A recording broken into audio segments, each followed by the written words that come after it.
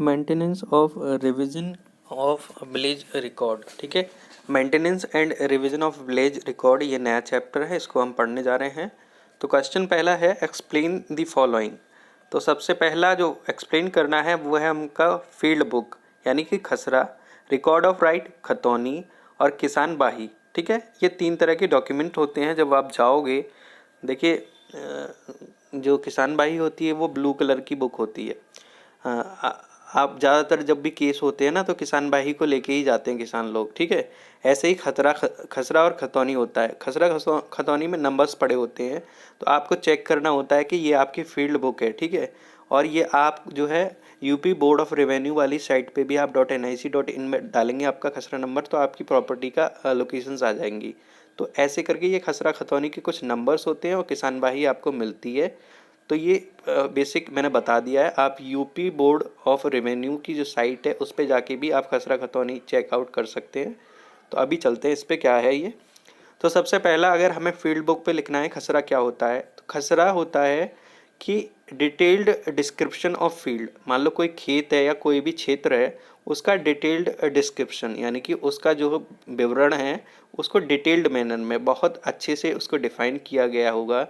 Which are Son in the map, जो कि map के तरीके से शो किया गया होगा। ठीक है, it is a field book. यह एक क्षेत्र की एक बुक होती है, एक किताब सी होती है, एक रिकॉर्ड होता है जिसमें लेखपाल एंट्री बनाता है। ठीक है, कि भैया बाउंड्रीज में मान लो कोई खेत है तो उसकी बाउंड्रीज होंगी, तो उसमें अल्टरेशन जैसे जैसे अल्टरेशन होते हैं, जैसे जैसे आपका कोई भी आपका मॉडिफिकेशन होता है, तो उसी हिसाब से लेखपाल अपनी एंट्री बनाते रहते हैं। तो ये क्या कंटेन करता है, ये एरियाज ऑफ प्लॉट भी, मान लो कोई प्लॉट का एरिया है उसको भी ये कंटेन करता है। It is prepared and maintained year wise. देखो ये पॉइंट याद रखने योग्य है कि ये जो है ईयर वाइज प्रिपेयर और मेंटेन किया जाता है। ठीक है भैया, इसको तैयार किया जाता है और इसको जो है मेंटेन किया जाता है, उसको जो है सुरक्षित रखा जाता है या मेंटेन किया जाता है, वो हर एक साल पे किया जाता है भैया। उसके बाद 30 क्लॉज 1 क्या कहता है, 30 क्लॉज 1 ये प्रोवाइड करता है कि जो फील्ड बुक या जो खसरा है, ठीक है, वो आपका 30 क्लॉज 1 में आपका जो है प्रोवाइडेड है। उसके बाद 30 क्लॉज 1 ये कहता है कलेक्टर, जो देखो ऊपर लेखपाल था जो आपका एंट्री बना रहा था, इधर अब कलेक्टर है। कलेक्टर की जो ड्यूटी है वो मेंटेन करेगा मैप या फील्ड बुक, ठीक है, ऑफ ईच विलेज एनुअली। हर एक साल भैया आपका कलेक्टर की ड्यूटी है कि वो मेंटेन करेंगे मैप और फील्ड बुक को हर एक साल, at such interval as may be prescribed under this act, और उस अंतराल पे जैसा कि आपका एक्ट में आपका प्रेस्क्राइब किया गया हो।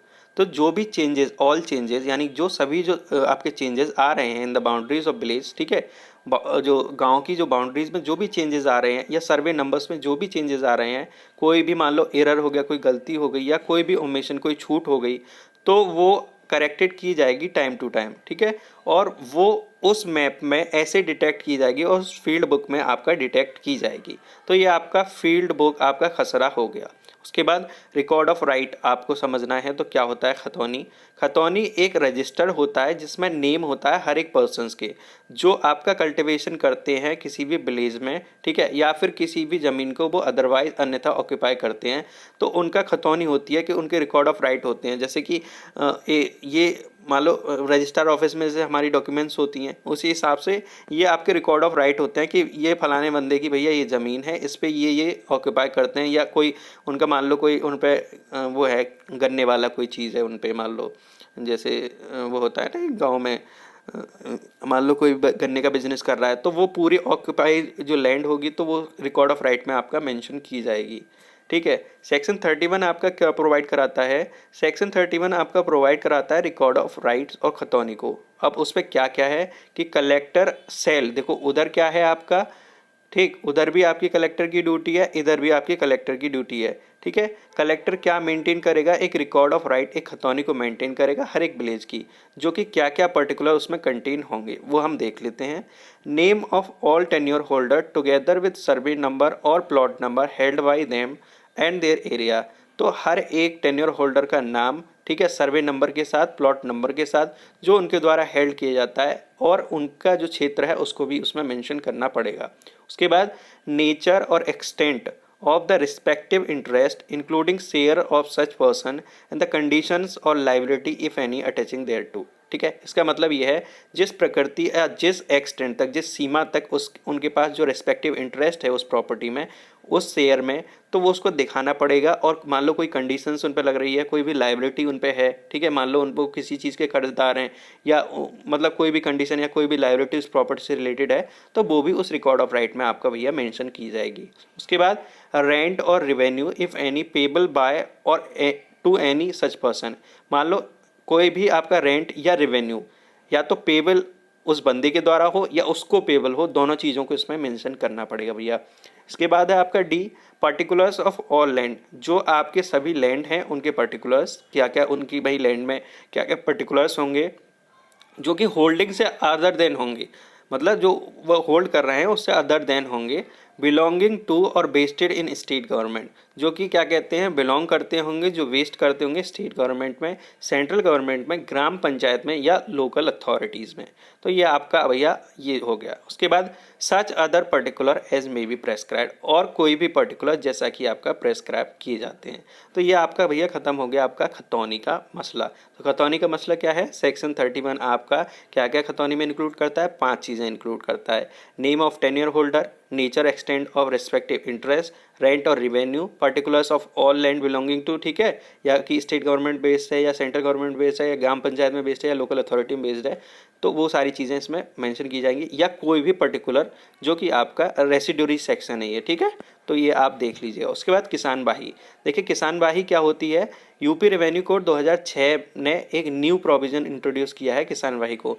देखो यूपी रेवेन्यू कोड 2006 से पहले का तो मुझे नहीं पता, बट जब मैं घर जाता था पिताजी के साथ रहता था तो मैंने देखा था कि वो किसान बाही वो तब भी लेते थे।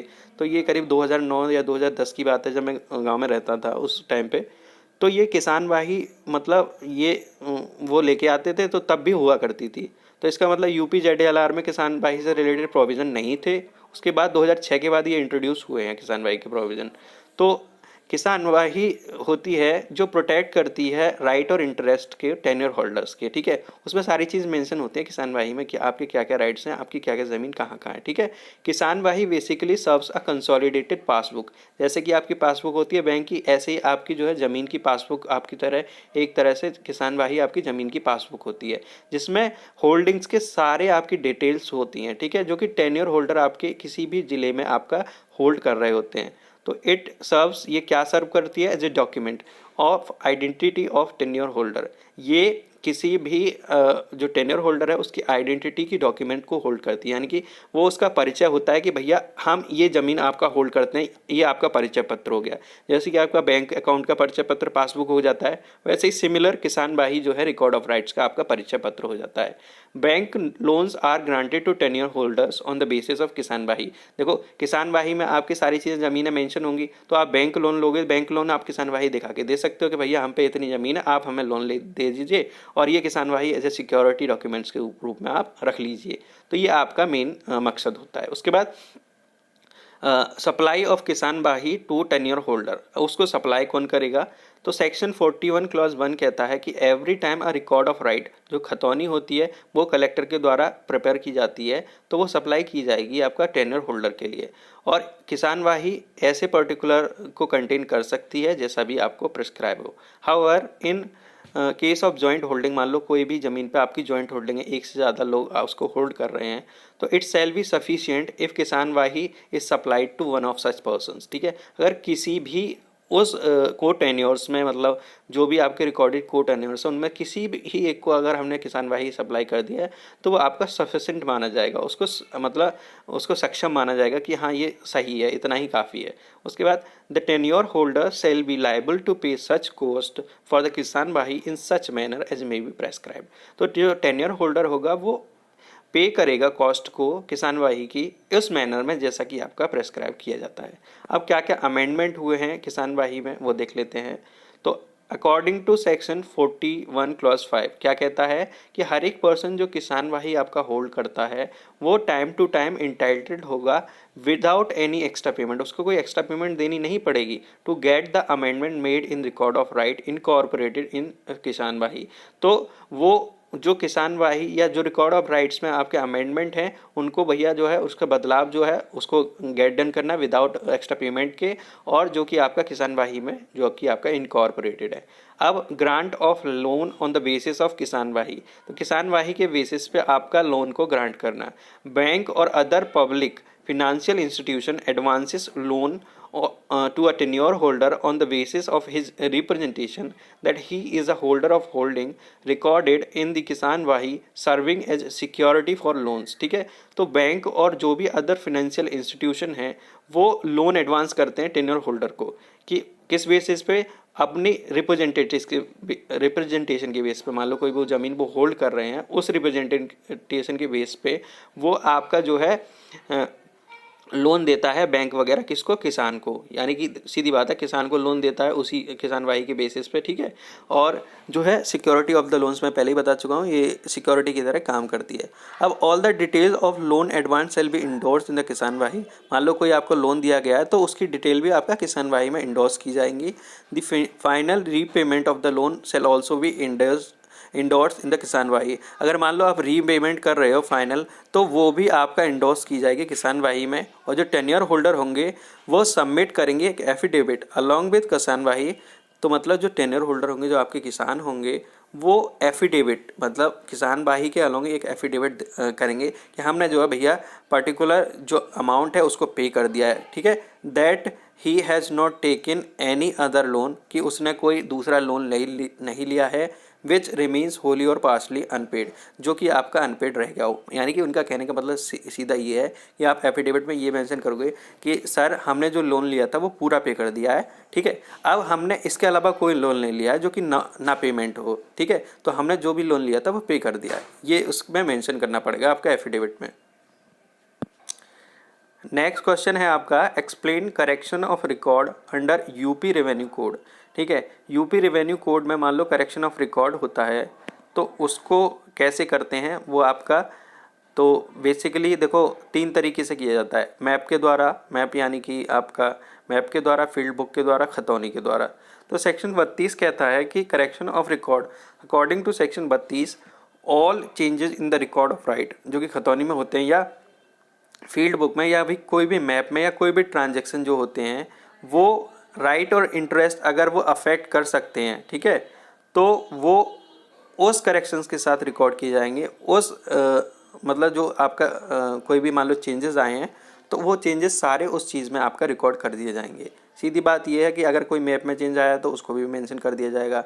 कोई भी आपका फील्ड बुक में चेंजेस आ रहा है, कोई मान लो आपने ज़मीन किसी को दे दी है तो वो भी आपका जो है उसमें मेंशन कर दी जाएगी। रिकॉर्ड ऑफ राइट्स में भी वैसे ही आपका म्यूटेशन हो जाएगी, चेंजेस हो जाएंगे। ठीक है, उसके बाद power of correction of record, किस किस की पावर होती है ये देख लेते हैं हम।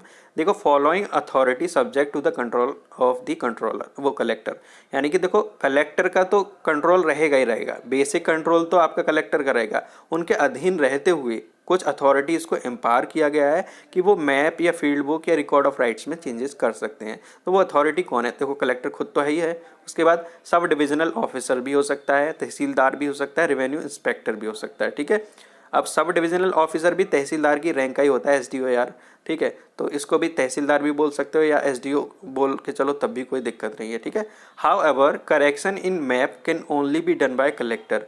तो जो एक और चीज़ है, फिर भी एक चीज़ जो नोटिंग पॉइंट है कि जो मैप में करेक्शन होगा वो सिर्फ कलेक्टर के द्वारा हो सकता है। Further, where the claim for correction is based solely on possession, मान लो कोई भी करेक्शन आपका जो क्लेम फॉर करेक्शन जो मेड आउट हुआ है वो पोजेशन के बेसिस पे है। ठीक है, और क्या कहते हैं, as well as involves intricate questions of title, मान लो उसमें टाइटल का क्वेश्चंस भी इन्वॉल्व है, तो जो application of such correction shall not be maintainable, तो उस एप्लीकेशन को भैया मेंटेन नहीं किया जा सकेगा। सिंपल बात ये है। तो ये आपका क्वेश्चन यहाँ ख़त्म हो गया।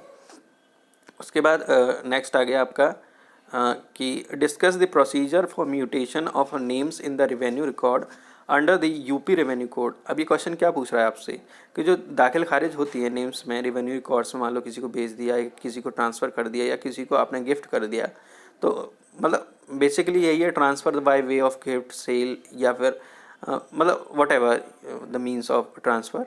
तो उसमें क्या है, आपका नाम तो चेंज किया जाएगा ना। देखो फलाने को आपने बेचा तो उसकी नाम की तो ज़मीन हो गई, तो उसका दाखिल खारिज में नाम होना चाहिए ना, कि उसका म्यूटेशन होना चाहिए नाम का, कि अब जो है लवलेश साहब होल्ड करेंगे, या अब जो है भैया विनोद साहब होल्ड करेंगे, या कोई और होल्ड करेगा, या कोई और होल्ड करेगा, तो वो उस चीज़ को मेंशन किया जाएगा ना। तो मान लीजिए जैसे म्यूटेशन है आपका, तो mutation means change of previous entry by new one. ठीक है, म्यूटेशन का जो लिटरल मीन है वो ये है कि change of previous entry by new one, जो पुरानी एंट्री है उसको नई एंट्री में चेंज करना, ये म्यूटेशन होता है। ठीक है, आप जब देखेंगे ना जेनेटिक म्यूटेशन होता है, जैसे कि कोरोना है, कोरोना का नया वेरिएंट आ जाता है CO+1, तो ऐसे ही ये म्यूटेशन ही तो हो रहा है, चेंज हो रहा है, यानी कि जो प्रीवियस आपकी चीज़ है उसको म्यूटेट किया जा रहा है, उसको चेंज किया जा रहा है, तो ये आपका म्यूटेशन हो गया। Mutation proceeding start with the change in position of land. ठीक है, अब जो रिकॉर्ड ऑफ राइट्स के केस में म्यूटेशन क्या है कि भैया जो भी आपका पोजीशन ऑफ लैंड के साथ ये चेंज होती रहती है। मान लो पोजीशन ऑफ लैंड लवलेस के पास आ गई तो लवलेस का नाम आ जाएगा। ठीक है, और जो है दूसरे के पास आ गई तो वो दूसरा हो जाएगा। अब ये पोजीशन ऑफ लैंड चेंज कैसे हुई है, which can occur due to succession और वे ऑफ ट्रांसफ़र। तो जो मैटर इन इशू है वो क्या है, या तो आपने जो है वो सक्सेशन से ली है, या भैया जो आपने ना ट्रांसफ़र से लिया। अब ट्रांसफ़र आपके क्या हो सकता है, सेल हो सकता है, गिफ्ट हो सकता है, एटसेट्रा एटसेट्रा, कुछ भी आपका हो सकता है। ठीक है, अंडर इट खतौनी यानी कि record of right is Altered and the applicant's name is entered in the place of person whose name was earlier entered or आपका existed. It is popularly known as दाखिल खारिज। ठीक है, तो आपका जो है जो खतौनी के अंदर है ना रिकॉर्ड राइट, उसको अल्टर किया जाता है, और जो एप्लीकेंट्स नेम होता है उसको एंटर किया जाता है प्लेस ऑफ पर्सन्स में, जिसका कि नाम जो अर्लियर एंटर किया गया हो या भैया एग्जिस्टेड हो उसमें।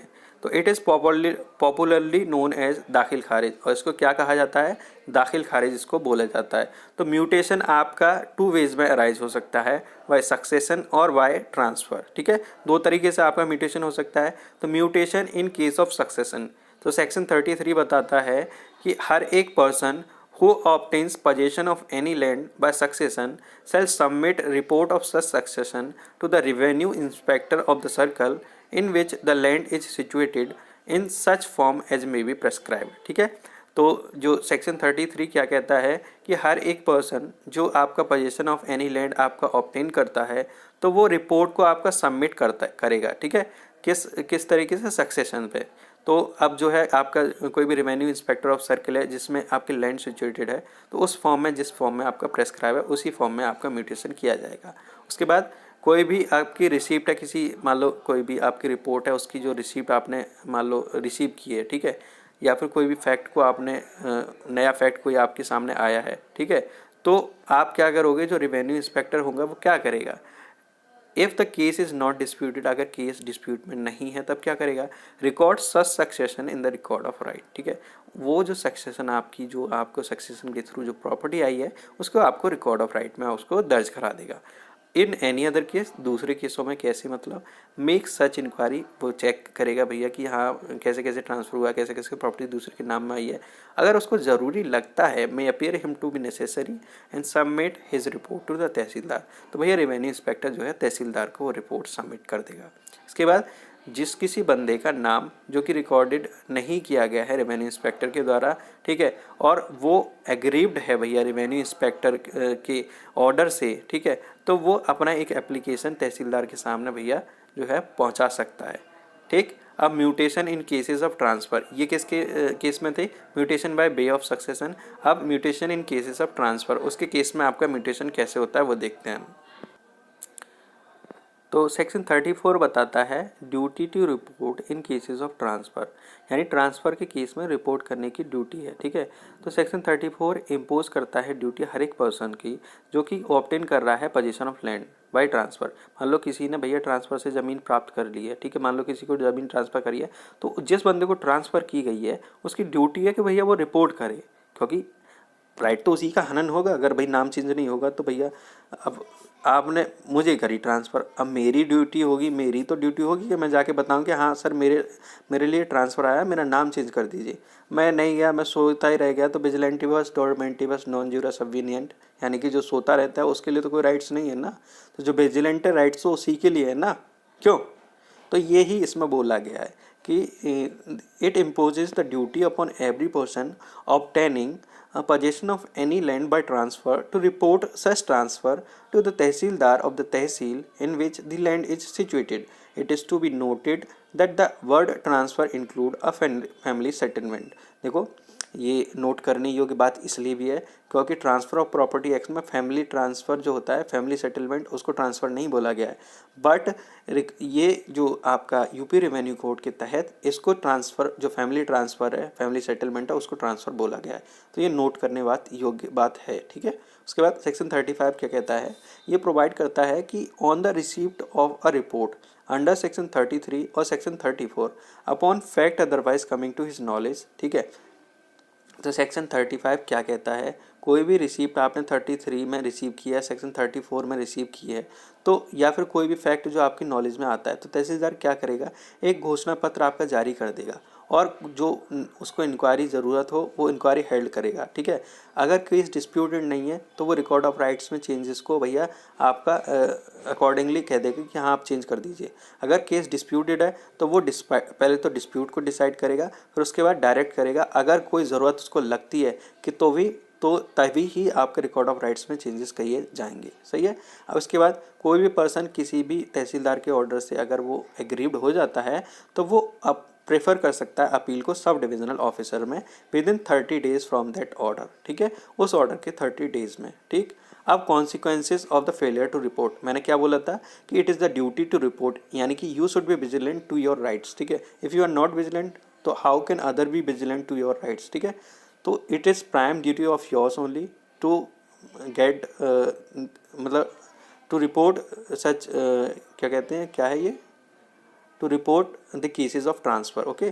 तो ये आपकी ड्यूटी है। तो आपका क्या है, the bar mentioned under section 37 shall arise and concerned person shall be barred from filing a suit or other proceeding. Section 31 एक तरह से लिमिटेशन एक्ट का, जैसे आपका सेक्शन 5 है ना, उसी के रेफरेंस में आप ले लीजिए कि भैया आप अगर लिमिटेड टाइम में नहीं आते तो आपको भैया बार हो गया। अगर आप उस चीज़ को कंडोन करते हैं, आप दिखा देते हैं कि यहाँ आपके पास सफिशिएंट रीजन था, तो दूसरी बात है। तो सेक्शन 31 मेंशन करता है कि जो पर्सन जो है सूट फाइल नहीं कर सकते या कोई भी अदर प्रोसीडिंग फाइल नहीं कर सकते। ये कहते हैं section 31, no suit or other proceeding shall lie in any revenue court at the instance of any person obtaining possession of any land by succession or transfer until he has made a report under, ठीक है। तो उसे पहले report बनानी पड़ेगी। अगर उसने report नहीं बनाई तो भैया वो आप सूट और वो प्रोसीडिंग तो फाइल कर ही नहीं सकते। और अब ये ट्रांसफ़र की जो रिपोर्ट की है इसका भी कुछ पर्टिकुलर टाइम होगा कि आप रीजनेबल टाइम में भैया उसको बनाएं। अगर नहीं बनाते तो आप तो भैया सो रहे हो, ठीक। तो उस पर लिमिटेशन एक्ट आपका अप्लाई हो जाएगा, सही हो गया, सूट और प्रोसीडिंग के। तो ये आपका यहाँ आपका ख़त्म हो गया। उसके बाद डिस्कस द प्रोसीजर, क्वेश्चन नया है, ठीक है। ये हम अगली क्लास में डिस्कस करेंगे। तो ये क्वेश्चन पढ़ लेते हैं पहले। Discuss the procedure for revision of maps and record under the UP revenue code 2006। तो प्रोसीजर मतलब मैप के रिवीजन का, रिकॉर्ड के रिवीजन का क्या प्रोसीजर होता है। देखो सबसे पहली बात तो ये मैं पढ़ रहा हूँ, लेकिन ये चीज़ ना पता है, ये चीज़ पढ़ने में बहुत अच्छी नहीं लगती है, ये चीज़ समझाने में बहुत अच्छी लगती है। क्योंकि जब प्रोसीजरल लॉ आप अगर समझाओगे नहीं अच्छे से तो ये चीज़ें थोड़ी वैसी लगती हैं। लेकिन अभी हमको सिर्फ पढ़ना है तो फिर पढ़ने के तरीके से पढ़ेंगे, ठीक है। चलिए ठीक है, अगली क्लास में देखते हैं इसको। धन्यवाद।